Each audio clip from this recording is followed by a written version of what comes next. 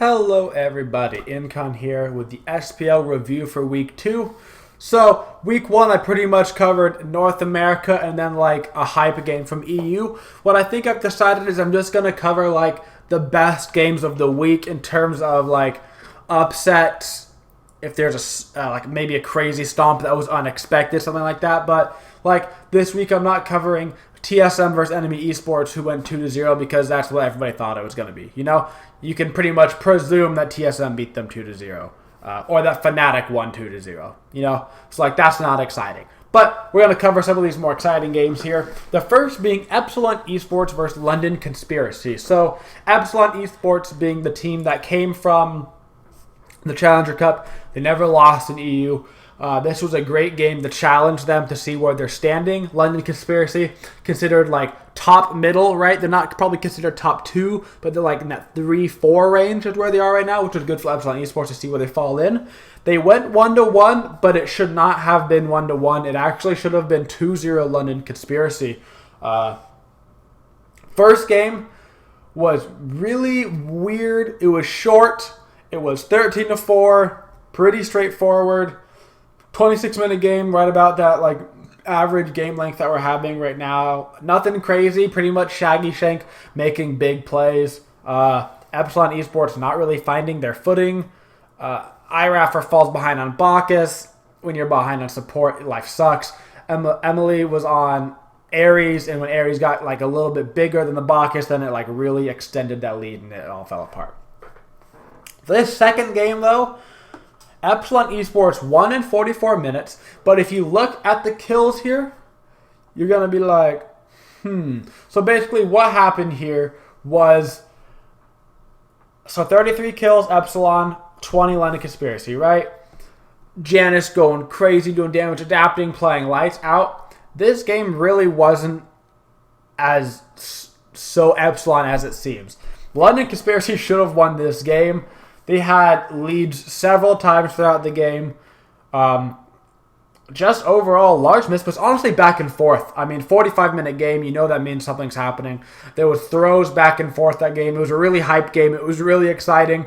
London Conspiracy should have won the game, but Epsilon Esports put it away, making that series go 1-1.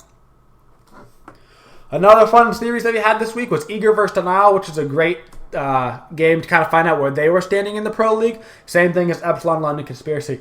Denial right around that like 4th place spot. Eager trying to see if they're around that 3rd, 4th place slot as well. Coming out, tying 1-1. First game, a really, really dominant play from Eager.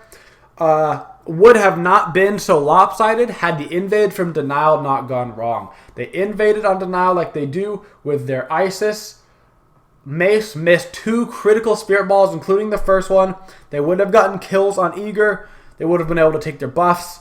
Instead, they got counter-killed by Aurora on Odin. Didn't get the buffs, fell behind an XP. Really snowballed that game out of control because of missed spirit balls. The second game, however, was decently even. You know, it wasn't stomp, it wasn't crazy. 31-minute game, a little bit longer than these typical games that we're having right now.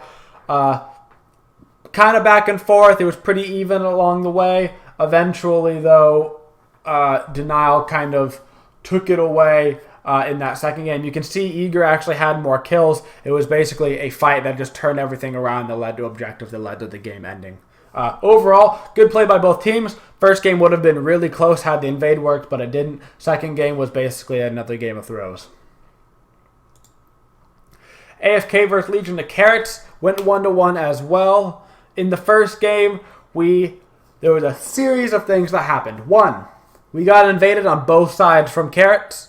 Both invades were successful for Carrots on both sides. 2, we did not have allied. We had Samshrew. Samshrew played fine, but it did mess with our picking order in the first game. We wanted to get Sammy Neath because that's the character he was the most comfortable with, and that threw off the rest of the picking order. The first game was pretty much domination by Carrots throughout the entire game. Second game was completely flopped. Allied came back around, and the second game was pretty much AFK running right over Legion. It was 24-3 at the end of the game. It wasn't even close. I mean, the first game was 23-8, the opposite way, which wasn't really even close. Pretty much 2 stomps back and forth. Yeah, they weren't even close, but it was a 1-1 series split. Finally, the biggest upset of the week that I think people went, what just happened? Trig versus Upcoming Stars. Trig drops a game to Upcoming Stars. I'm going to repeat that sentence again. Trig drops a game to Upcoming Stars, not Upcoming Stars beats Trig. I think there's a big difference there. Trig drops a game to Upcoming Stars. The first game, exactly what you would expect. 30-3, not even close, right? That is just a smoke-a-thon, game over. Second game, 27-25 in favor of Upcoming Stars.